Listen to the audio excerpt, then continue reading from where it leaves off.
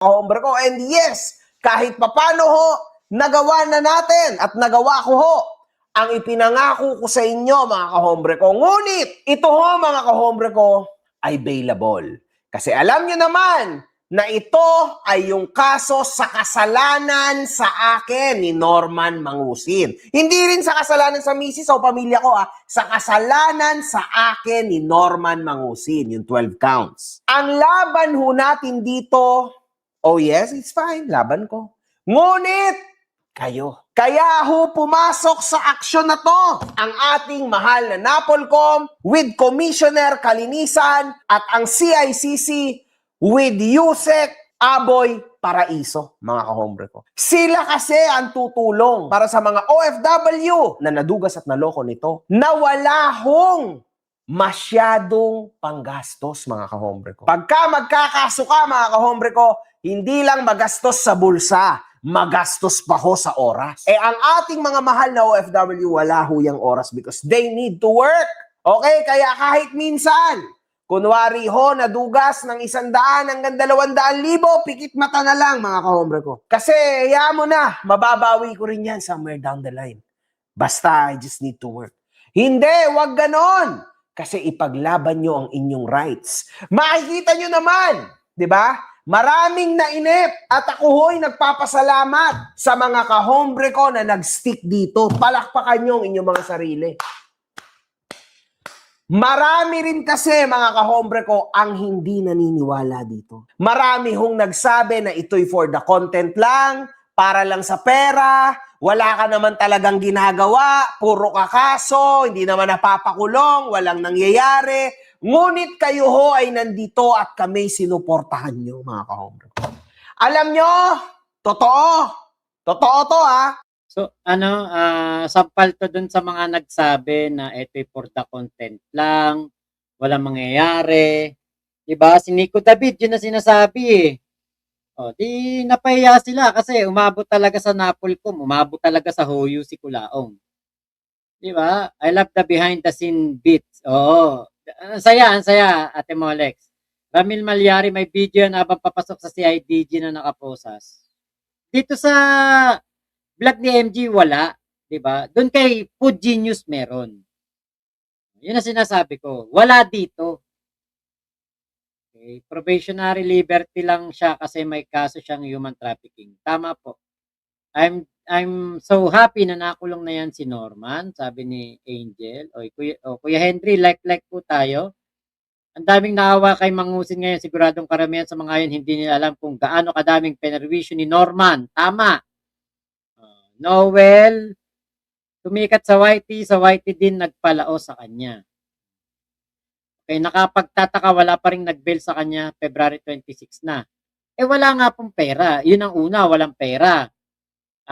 Pangalawa, baka hanapan siya ng ID na Norman Mangusin. Wala din siyang ID na Norman Mangusin. Pero pwede mga sedula, mga ganon. Pero 'di ba, saan ba siya nakatira? Saan siya kukuha ng sedula? Sino magbibigay sa kanya ng sedula? Palipat-lipat siya, patalon-talon siya. Tapos, baka po kaya din siya hindi pa rin nakakalaya, makapag-bail man baka umepekto nga yung kanyang human trafficking case. Tapos, plus pa yung kaso kahapon. Hindi siya pumunta. Baka dumating din yung warrant of arrest. Plus, other cases na posibleng lumabas na yung warrant of arrest. Kaya ano po talaga to, medyo baka mahirapan talaga si Kulaong na makapagpiyansa.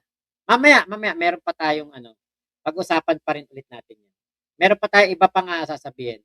May nakalimutan ako yung sa sinabi ng ni Sir. Si Mim Gadho, walang tulog. Oo. Sa totoo lang, na-hospital pa si Mim Gad. Sa totoo lang, mga kahombre ko, sa isang buwan, 30 days, siguro ho, 26 days lang ang tulog niya. Well, more or less, no? Sa isang araw. Ganun lang ho ang naging tulog niya. 8 hours per day. Not even. Kaya ho na hospital. And ako, Tatanungin niyo ba ako kung na-stress ako kay Mangusin? Hindi ho ako na-stress kay Mangusin. Ako'y na-stress sa trabaho kay Mangusin. Back and forth ho kami. Kumakatok kami, hindi niyo yan alam. Sa bawat ahensya ng gobyerno. And actually, mga kahombre ko, ayoko na lang magsalita ng kung ano, kasi hindi ho lahat kami pinagbigyan. Pero, nag-insist kami. Nag-insist ho ako, mga kahombre ko. Sinagad namin! Hanggang sa napansin na tayo ng mga matataas na tao. And now, umabot na ho tayo sa Napolcom. Grabe mga kahombre ko. Ito ho ang biggest ever of them all.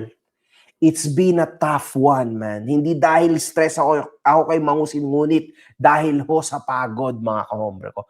I am very tired.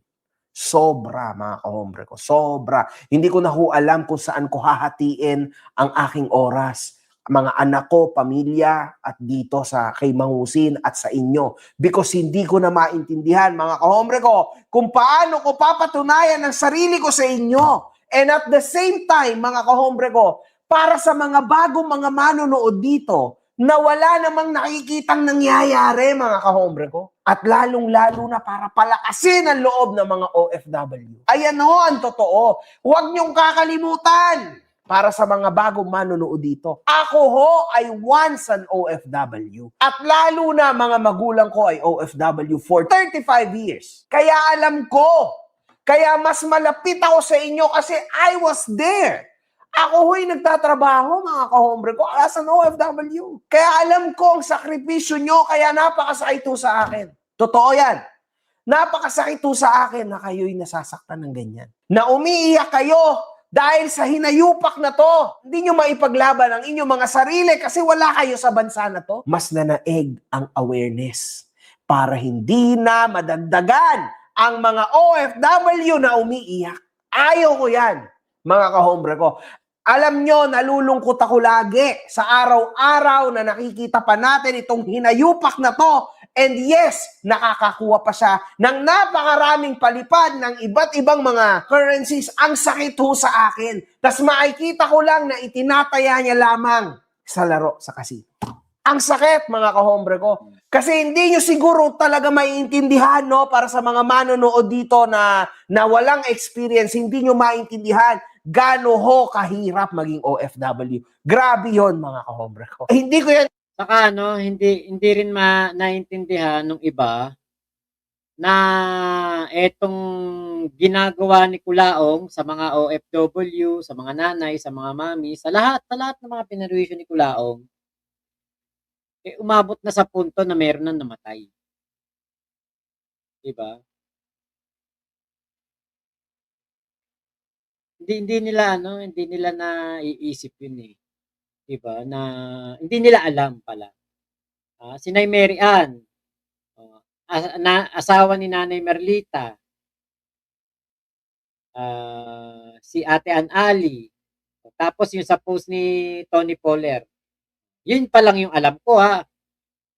4 kung kasama yung sa kay Tony Poller na post. 4 pa lang. Paano pa yung iba dati? Kaya syempre dapat talaga na mabigyan ng hustisya yung mga yan. Syempre sasabihin ko lang, unjust vexation lang yung ginawa niya. May umamin bang kriminal? Diba? Kaya doon sa mga hindi talaga alam, maawa talaga kay Kulaong.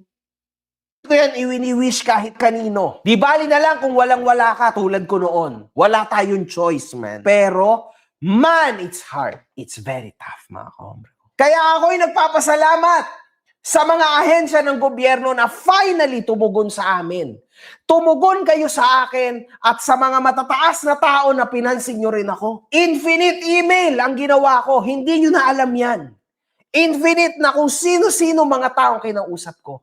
And yet, we are here now. Putrages, guys. Palakpakan natin ang bawat isa.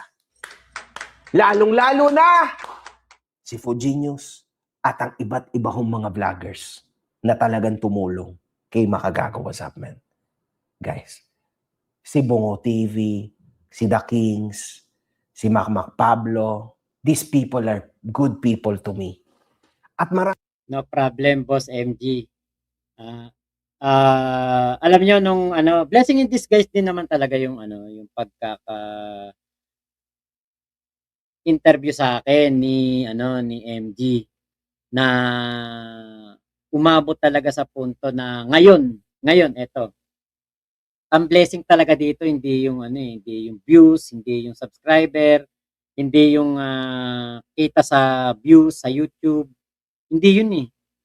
Ang blessing in disguise dito alam niyo kung ano, eto, hulaong time.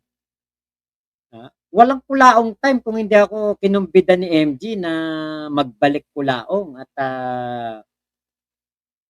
talagang anuhin 'to, suportahan ko siya, tulungan ko siya sa kanyang, ginagawang paglaban kay kulaong. Kasi alam niyo po noon po kaming 14 vloggers, napakahirap po ng laban namin, bakit? Maliliit lang po kaming ano, maliliit lang po kaming mga vlogger, hindi po kami mga big YouTuber.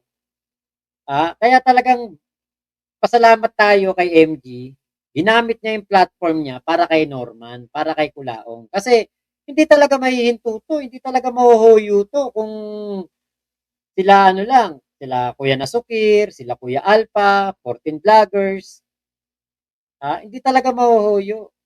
Eto yung gusto namin mangyari noon, mapansin kami ng, gobyerno, mapansin kami ng mga kinauukulan.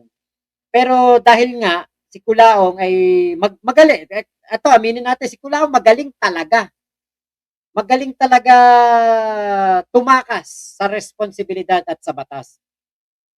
Napagtaguan niya nga 'di ba yung human trafficking case niya, ilang taon?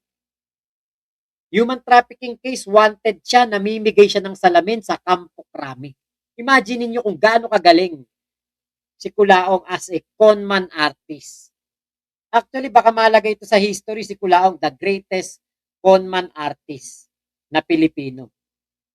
Saka nakakita nun, wanted ka, Nobel ang kaso mo, namimigay ka salamin sa krame. Imagine niyo kung gaano kagaling ang ginagawa na ni Kulaong na panloloko sa mga general. 'Di ba? Kaya po talagang malaking-malaking pasasalamat dito kay MG sa ginawa niya. Ah, maraming-maraming salamat dito kay, MG sa kanyang ano, sa kanyang, pagpupursige na mapakulong si Kulaong. Magaling mang-uto, tama Ate Pink Butterfly. Bakit din nakalabas si Kulaong, 120K lang yung bail, wala nga pong pera. Victor Sagigit, ano yun? Nasa iyo lahat ng ebidensya kaya hindi ka magalaw ni Norman. Yun nga po. Fritz Wilan, Bungo TV, and Mac Pablo. Yun. Actually, marami, di ba? Marami naman talagang ano. Andyan din sila, si Sabi. Kahit may nagawa yan, si Sabi, di ba? Si Food Genius. Yan talaga mga malalaki na gawa sa SOCMED. Si Food Genius. Si MG, yan. Talagang ano, sila yung talagang more credits to them. Kasi sila po talaga yung grabe ang naging tutok dito. Kasi ako, nung umalis ako, hindi na ako nagkulaong eh. Si Food Genius nagkukulaong talaga. Focus talaga siya kay kulaong. Sa kanya ako nanonood. Sa kanya ako kumukuha ng mga ng mga update. Tapos sa kanya ko nga nalaman na nakalaya eh. Tapos si Bungo. Oh, yan. 'Di ba? Nung dati ano siya na go something go something. Oh, nung nagkulaong, 'di ba? Talagang thank you kay Putin News, kay Makagago. Mga talaga matindi talaga ginawa nila effort. Ayan. Watanabe, congrats din sa iyo, Boss Pab. Salamat po. Casper hindi pinansin, meow meow meow meow, Gan Kiluwa, Pritchwiland, ayun, Yahoo. Maganda yata si Batalan ang susunod bago si Casper. Huli muna natin si Casper. Oo, ano lang naman si Casper. Kumbaga, maliit lang naman yung kasalanan niya. Okay, Gon Kilua, babayaran ka na raw papadala sa'yo ni Batalan. O sige, padala niya. Raymark Jabil, congrats Boss Max. Mula nagpa-interview ka. Ano yun? Mas nagkapundasyon yung pinaglalaban ni Boss MG. Oo, kumbaga parang ano, more on ano tayo, pakikipag-interact sa mga sumusuporta kay MG. Yun ang kumbaga parang nangyari, no? Okay, Mac, sana mabuksan ang kasong human trafficking at tulungan ng gobyerno. Richard Mansilungan. Opo, opo, opo. Oo naman yun.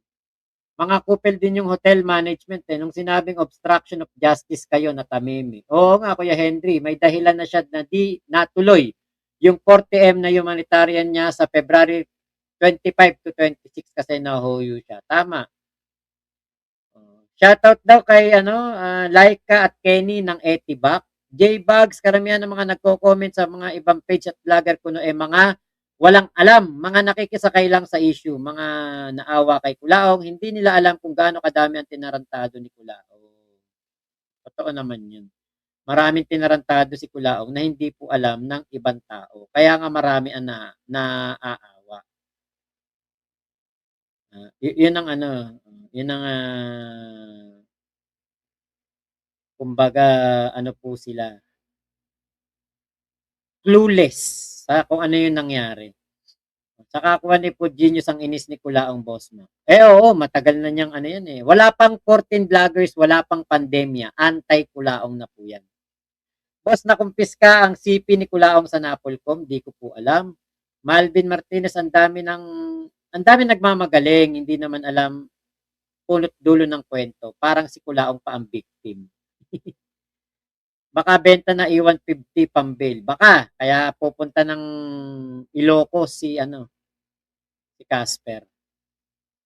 Salamat po sa suporta ninyo. Syempre, kung hindi rin po dahil sa suporta ninyo, wala ring Makmak Pablo ngayon dito sa Kulaong Time. Marami pa akong iba, mga kahombre ko. Ayaw ko nang banggitin, sobrang dami nyo. But you guys did. Eto, sa mga talagang natin, yan, yung mga bastonero natin dyan, si Kuya Henry, ang chief bastonero. At tapos, syempre, yung mga sila Ate Ira, La Kenkel, ayan, Mami Beck, Big Mama, sila Ate Jonah, ayan, yan ang mga natin eh. Sila Ate Michelle, yung mga lagi nandito, sila Kuya G, Ate Pink Butterfly, Ate Glenn Magramo, J8, yun mga, lagi nandyan. Salamat, salamat.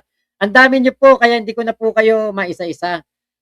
Napakahirap isa-isahin kasi napakarami talaga. Hindi ko yung mga naaalala ko lang, yun lang yung nabanggit ko. Pero lahat po kayo na laging nandito. Ate Katrina Lab, ayan.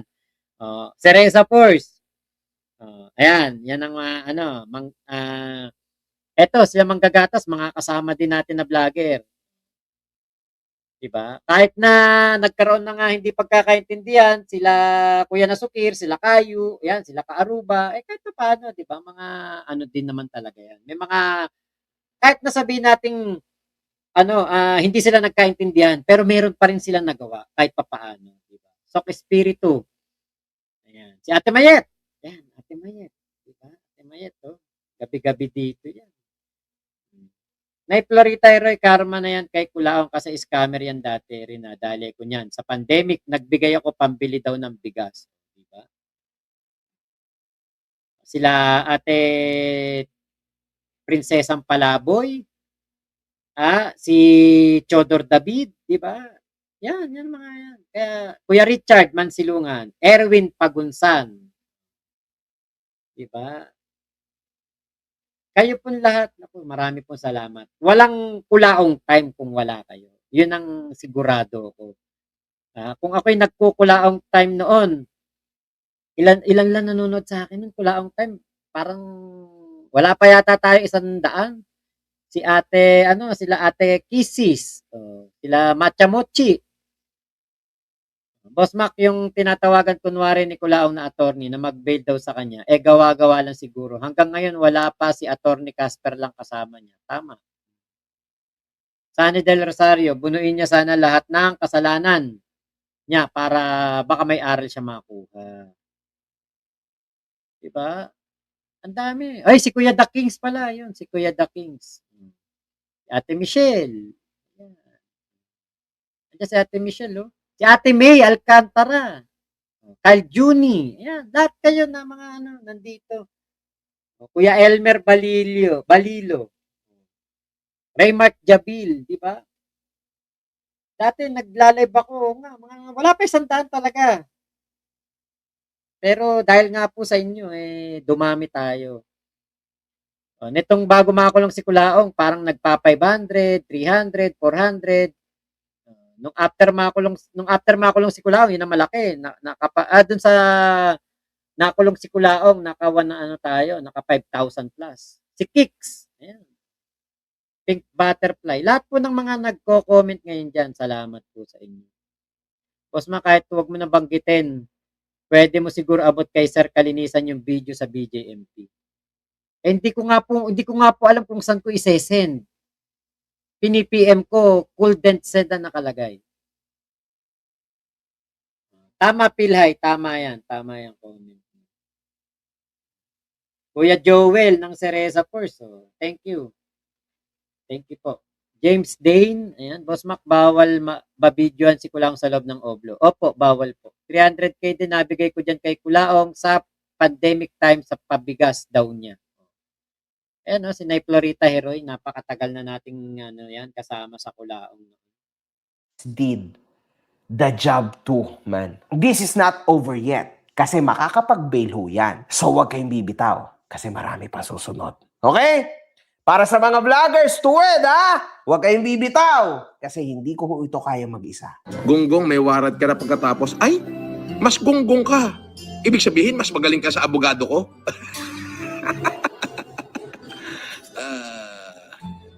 May pabanda raw doon. Ang tagal ko daw. Bakit? Asan niya ako pupunta? Wala namang advice yung lawyer ko. Kung pupunta ako din, magpapakatanga lang ako. Di ba? Kayo naman? Baka kayo lang ang natatanga. Oo. Yung mga tanga, naniwala na naman doon sa isang uhugin, no? Na, tagaragya. Siguro, takot yon na baka gawin sa kanya yung ginawa niya. Kaya nagtawag. Baka iniisip niya, baka lutangan natin, no? Bakit ko naman isasama si Jimboy sa 24? Wala namang akong hearing ng 24. Ano yun? Mas matalino sila sa lawyer ko? Naduwag ka na naman, inayupak ka, makukulo ka na, pastihan. Uy, talaga?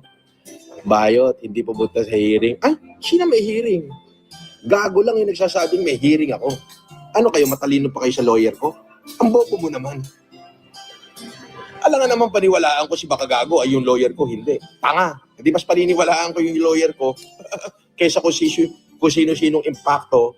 Hindi ho siya umaten. May pabanda pa naman ang pamilyang Lopez sa kanya. Sayang naman at wala ka doon.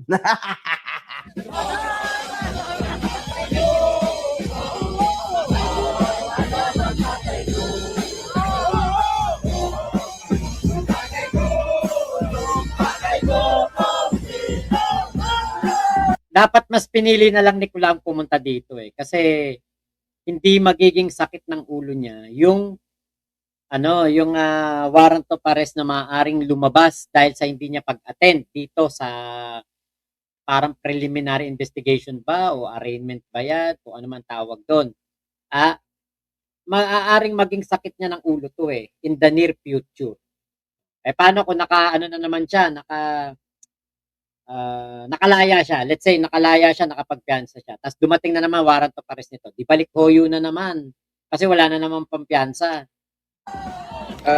So maraming salamat po ha. Ingat po kayo. Nasaan mang panig kayo ng mundo. Momo, chup chup, love you. God bless us all. Pilipinas. God first.